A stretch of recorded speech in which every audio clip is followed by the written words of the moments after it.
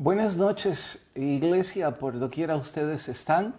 Bienvenidos una vez más. Gracias por abrirnos las puertas de sus hogares. Le damos la bienvenida aquí en el nuevo estudio. Sonrío, por supuesto, con ironía, diciendo nuevo. Es parte del campus de Patmos.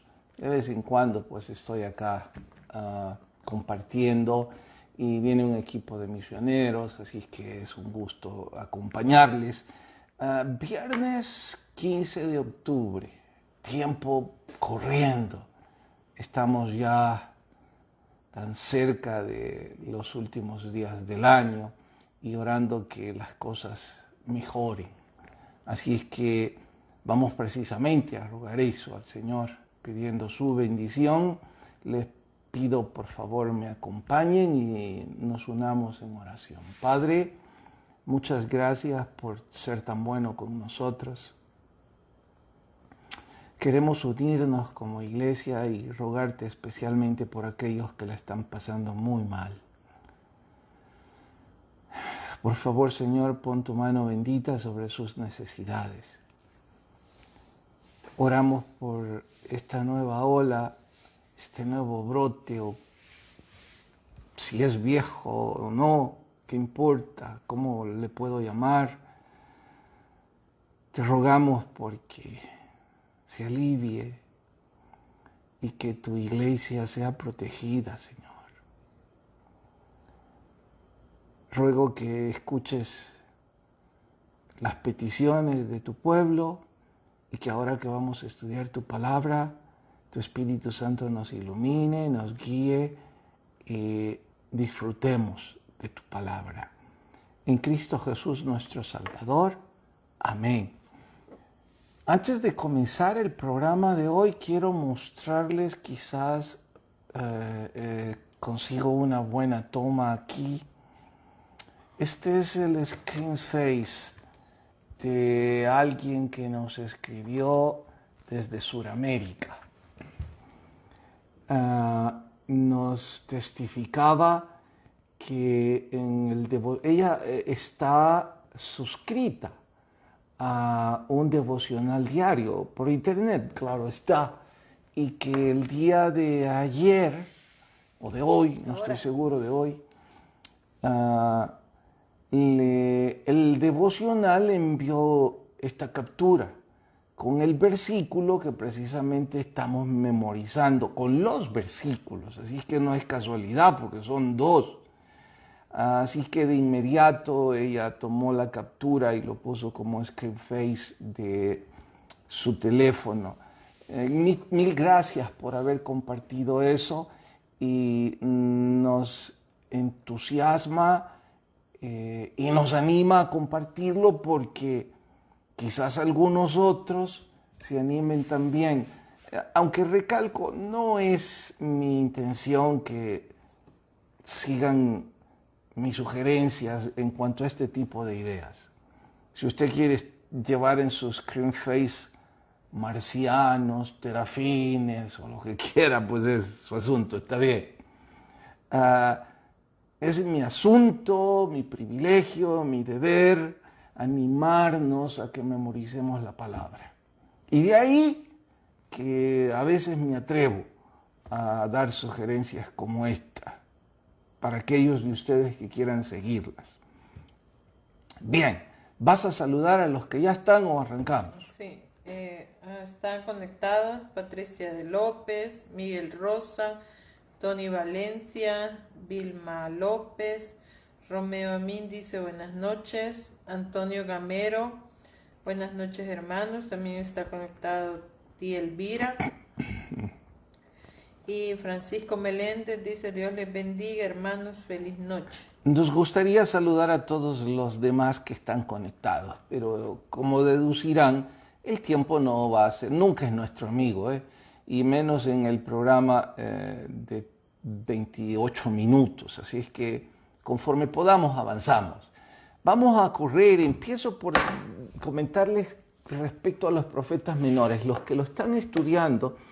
Me imagino 2 o 3 de ustedes ya tuvieron esta vivencia. Me dijo alguien en la iglesia la otra noche, hey Carlos, mira, en mi vida leí sobre Habacuc o sobre Miqueas. Esos nombres ni siquiera estaban en mi vocabulario. Vos pudiste haber dicho, abran sus Biblias en Miqueas, y yo habría dicho, está bromeando. Bueno, no le culpo, él recién está comenzando a estudiar la Biblia y de ahí que desconoce estos libros. Ahora, me dijo, estoy fascinado. No me imaginé los tesoros, los distintos tópicos, que se hablara sobre injusticia social, y él, que es muy amigo de la política, de hecho alguna vez incursionó, y creo que se mantiene activo, me dijo, wow, si yo quisiera arengar al pueblo, aquí tengo suficiente base, y podría ocupar versículos bíblicos. Y yo sonreí, sin duda, absolutamente cierto. Pero además de esos tópicos en los profetas menores, las profecías hermosas.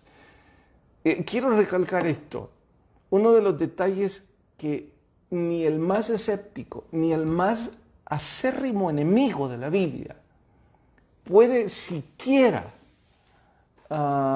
sugerir es que la Biblia no sea un libro inundado de belleza literaria, de estilos retóricos únicos, creativos. Imagine hoy, estamos con Zacarías, una saga de visiones que, por supuesto, es un abuso tener un estudio panorámico del libro de Zacarías. El único estudio válido sería un estudio sistemático, porque yo me imagino que a estas alturas hay algunas de esas visiones que ustedes como lectores, especialmente los que arrancan, los novicios, tendrían que decir, wow, no entendí nada. Creo que mi hijo tuvo que haber ayudado un poco ayer y el martes en cuanto a descifrar algunas de esas visiones, pero son tantas, son tan creativas.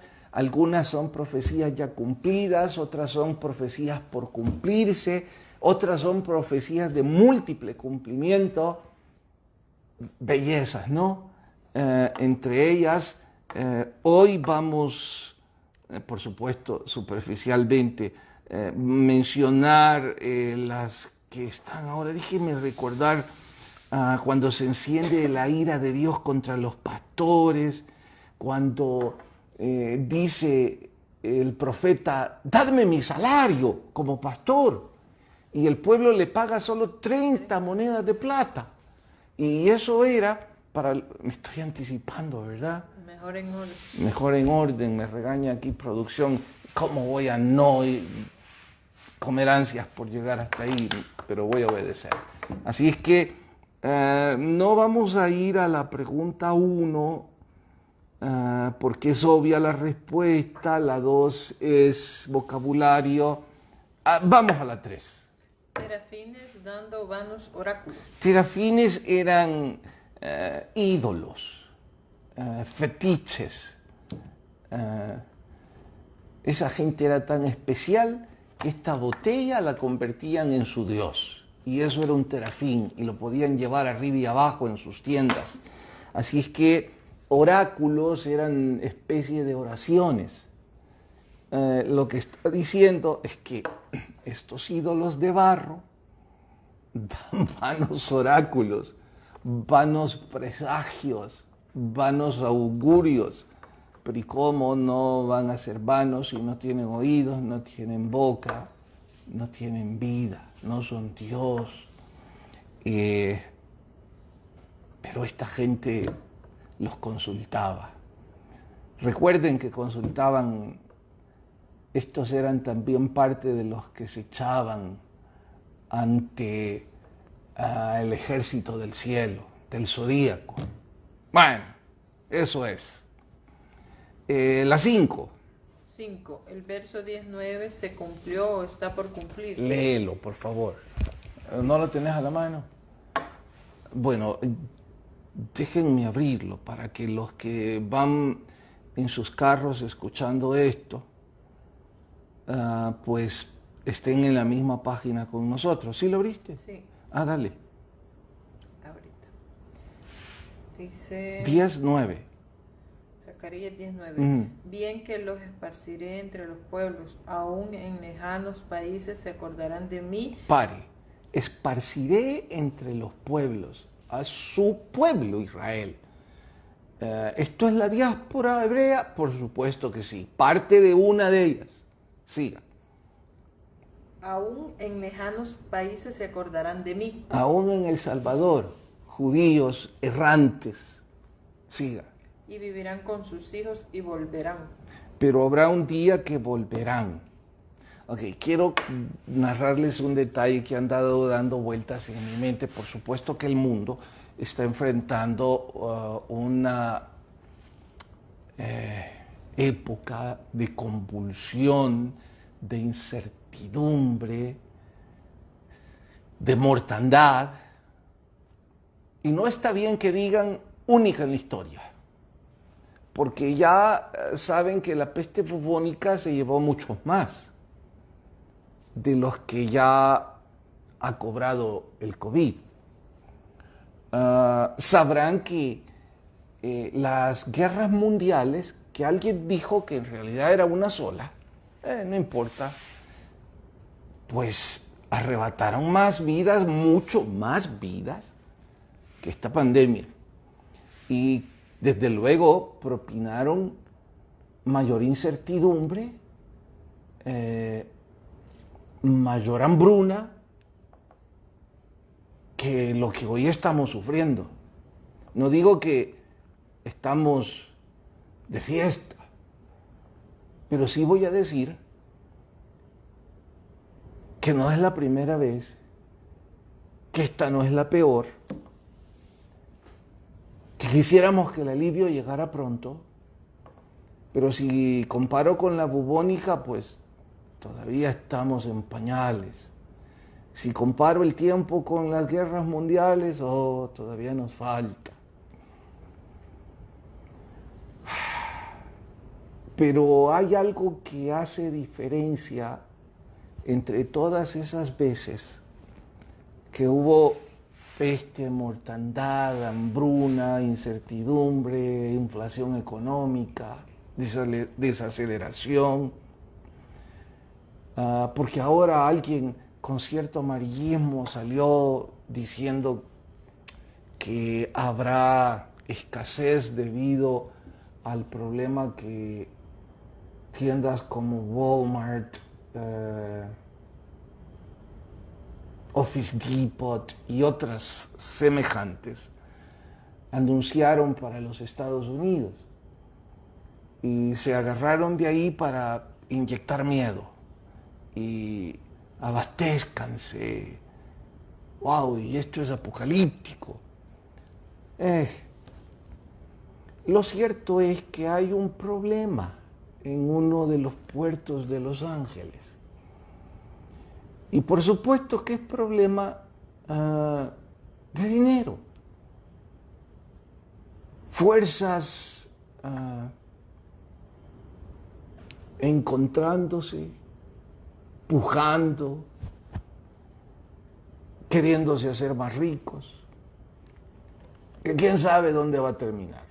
Y quiera Dios que si les da gripe allá, no estornudemos aquí. ¿Es esto apocalíptico? Sumado a la pandemia, pues ya ha pasado antes. En bemoles diferentes, pero ha pasado. Solo hay algo que nunca había pasado, que está relacionado con esta profecía. Todas esas veces, el pueblo de Israel no había regresado de la diáspora. No estaba viviendo en su tierra. Y ahora ellos están en su tierra. Desde 1948 se reactivaron y ahora son una potencia en el mundo. Esto significa que aunque la mortandad sea igual o mayor, menor que eventos apocalípticos del pasado, ninguno de esos eventos tuvo como característica que la profecía del regreso del pueblo de Israel se había cumplido. Ahora está cumplido. Y eso hace una enorme diferencia. Lo hermoso es ver en la historia que Dios lo advirtió. Zacarías lo dijo, regresarán. Y bueno, pastor, ¿con eso está diciendo que ya esto es apocalíptico? Yo he dicho desde hace ratos, no porque sea un intérprete que deban ustedes atender, sino porque la Biblia dice que cuando la higuera empiece a florecer, el tiempo está cerca. Y ya empezó a florecer. Así que eso significa que el tiempo está cerca. Que si nosotros veremos la venida del Señor, el arrebatamiento del Señor, podría ser. Y qué hermoso sería, ¿no? Ya parar con tanta mortandad e incertidumbre y poder ver a los que amamos yendo en las nubes, a encontrarnos con el deseado de las naciones. El problema es aquellos que tienen gente a la que aman que no conoce al Señor. Deberíamos entonces mañana mismo tomar el teléfono como si fuera nuestra despedida e insistirles y decirles: busque al Señor. Si usted tiene un esposo o una esposa que dejó los caminos del Señor, hijos, papás, y me está escuchando ahora, en cuanto termine este programa, insístale. Haga todo el berrinche del mundo posible para que él o ella vuelvan sus pies al camino del Señor. Bien, sigamos.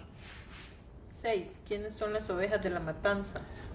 En este caso se refiere a juicio, una vez más lenguaje retórico, y por supuesto que era parte del pueblo judío. 7. ¿Qué significan los dos callados? Maravilloso otra vez, qué lenguaje, qué creatividad. Quisiera yo tener una pizca de el arte de estos oradores. Dice que hay dos callados. Uno se llama gracia y el otro atadura. Y que Dios está a punto de usar esos callados. La gracia de Dios dando perdón a los que se arrepientan y a la vez uniéndoles por su gracia. Pero que si rompe esos callados, pues entonces lo que vendrá es juicio. Y en este caso lo que vino fue juicio. Corramos a la que sigue. Dadme mi salario. El pastor que está predicando o que se personifica como tal, reclama, diciendo como si Dios está reclamando su salario por haber cuidado al pueblo de Israel. Y que cuando reclama este pastor su salario, su justo salario, de forma mezquina, de forma grosera, le pagan, pero le pagan como un insulto, porque esto era una cantidad insignificante. Era el precio de un esclavo, pero porque los esclavos eran insignificantes en una sociedad tan malvada. Lo más bajo que podían pagar diciendo: no estamos satisfechos con lo que usted ha hecho. Pero lo más hermoso de este pasaje es que esta es una profecía en alusión a que fue el pago con el que compraron a nuestro Señor Jesucristo. ¿Recuerdan lo que Judas pidió? 30 monedas de plata. Wow, todo esto estaba profetizado, estaba advertido. Yo a veces digo, cuando los judíos que no creen en Jesús como su Dios leen estas profecías, porque ellos sí creen en el Antiguo Testamento, y corroboran cómo se cumplieron al pie de la letra con la vida de Jesús, ¿cómo pueden no convertirlo en su Señor? Ahora, nosotros que no tenemos problemas en creer eso, la pregunta es distinta. ¿Cómo no rendirnos en total servicio y adoración a nuestro Salvador? Vamos al libro, Jenny, me quedan 3 minutos. Terminamos hoy el libro de Neil Anderson, Victoria en la Oscuridad, agradecidos con el Señor. Fue un libro fabuloso, hemos aprendido tanto. De hecho, a los pastores les sugiero que deben tener este libro como una especie de manual, sobre todo en el área de consejería. De hecho, el último capítulo, porque hoy terminamos ese capítulo, era precisamente de cómo aconsejar, y da ideas fabulosas. Después de 30 años de hacer ese trabajo, les puedo decir que al leer esto me digo a mí mismo, wow, no hay duda que no sé nada sobre consejería. Y qué bueno habría sido tener estos 5 consejos para aconsejar. Nos enseña, además de esos 5, que no se los voy a leer porque claro, ya no hay tiempo, pero se los recomiendo. Deben tener esto, debemos usarlo como manual. Luego, el blanco es como nosotros, esa ilustración maravillosa. ¿Ya la leíste, Jenny? Sí. Fantástica, ¿no? Sí. Se las quiero contar rápidamente. Un misionero fue a una tribu sin mayor civilización. Y por más que estuvo ahí año tras año tras año, nadie se convirtió. Hasta que el hijo del misionero enfermó. Murió. Murió. Sí. El misionero corrió a la selva a llorar a su hijo y a clamar a su Dios. Uno de los nativos lo siguió y lo escuchó llorando. Lo escuchó diciendo, Señor, ¿qué pasó? En ese momento, el nativo corrió a la tribu y les gritó con alegría. El blanco, refiriéndose al misionero, es como nosotros. O sea, sufre, llora, clama. Tiene sentimientos. Durante todos esos años lo habían visto como un gigante religioso, espiritual quizá, inmutable.